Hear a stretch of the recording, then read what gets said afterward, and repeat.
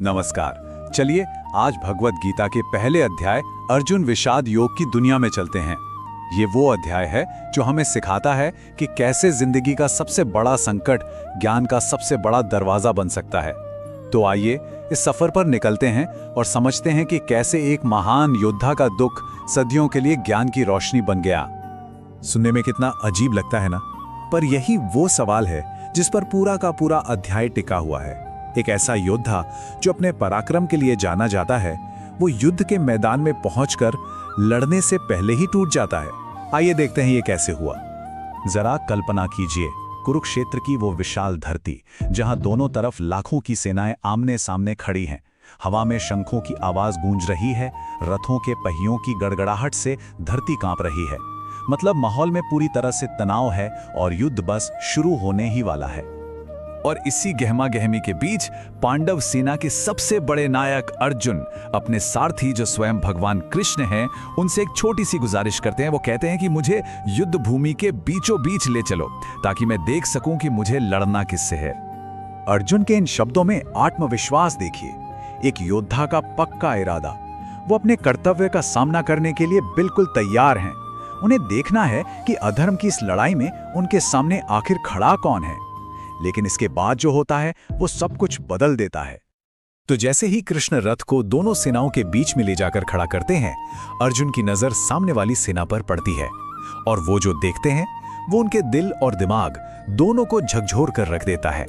उनका सारा आत्मविश्वास पल भर में गायब हो जाता है। अर्जुन को सामने कोई दुश्मन नहीं दिखता, उन्हें दिखते हैं अपने ही लोग। उनके प्यारे दादा भीष्म, जिनकी गोद में वो खेले थे, उनके गुरु द्रोणाचार्य, जिन्होंने उन्हें धनुष चलाना सिखाया, उनके भाई, उनके चाचा, उनके दोस्त। उन्हें लगता है कि ये कोई युद्ध नहीं बल्कि एक पारिवारिक समारोह है जहां सब एक दूसरे को मारने के लिए खड़े हैं। इस एक नजर का असर अर्जुन पर इतना गहरा होता है कि वो वहीं ढह जाते हैं। एक पल पहले जो योद्धा आत्मविश्वास से भरा था, अब वो भावनाओं के एक ऐसे समंदर में डूब रहा है जहां सिर्फ दुख है, कंफ्यूजन है और निराशा है। उनका शरीर और मन दोनों ही उनका साथ छोड़ने लगते हैं। अर्जुन के ये शब्द ये सिर्फ शब्द नहीं है, ये उनके अंदर चल रहे एक भयंकर तूफान की आवाज है। सोचिए, जिस महान योद्धा का निशाना कभी नहीं चूकता था, आज उसके हाथ कांप रहे हैं। उनका पूरा शरीर इस संकट के बोझ से जैसे जल रहा है। अर्जुन का ये टूटना ये भी कई हिस्सों में होता है। पहले उनके हाथ पैर कांपने लगते हैं, फिर उन्हें पूरे शरीर में जलन महसूस होती है। उनका दिमाग पूरी तरह से घूम जाता है और आखिर में वो इतने कमजोर हो जाते हैं कि अपने पैरों पर खड़े रहने की हिम्मत भी खो देते हैं। अब अर्जुन के लिए जीत, हार, राज्य, इन सब चीजों का कोई मतलब नहीं रह गया था। वो कृष्ण से कहते हैं कि ऐसा राज्य किस काम का, ऐसा सुख किस काम का, जिसे पाने के लिए अपनों का ही खून बहाना पड़े। अगर अपने ही नहीं बचेंगे तो इस जीत का जश्न किसके साथ मनाएंगे। तो अब आप समझिए, असली युद्ध कुरुक्षेत्र के मैदान में नहीं बल्कि अर्जुन के मन के अंदर शुरू हो चुका था। ये लड़ाई थी एक तरफ कर्तव्य की और दूसरी तरफ मोह की। एक तरफ धर्म था और दूसरी तरफ अपने लोगों से जुड़ाव। यहाँ अर्जुन की मुश्किल बिल्कुल साफ हो जाती है। एक क्षत्रिय होने के नाते उनका धर्म है अधर्म के खिलाफ लड़ना। लेकिन सबसे बड़ी दिक्कत यह है कि जो अधर्म कर रहे हैं वो कोई और नहीं, उनके अपने ही लोग हैं। ये एक ऐसी स्थिति थी जिसने उन्हें पूरी तरह से तोड़कर रख दिया था। जब मन इतना उलझ जाता है तो वो बचने के लिए तर्क ढूंढता है। अर्जुन भी यही करते हैं। वो कहते हैं कि इस युद्ध से सिर्फ तबाही होगी, हमारे परिवारों की परंपराएं खत्म हो जाएंगी, समाज में पाप बढ़ जाएगा और आने वाली पीढ़ियां रास्ता भटक जाएंगी। उनका दिमाग पूरी तरह से इस जाल में फंस चुका है।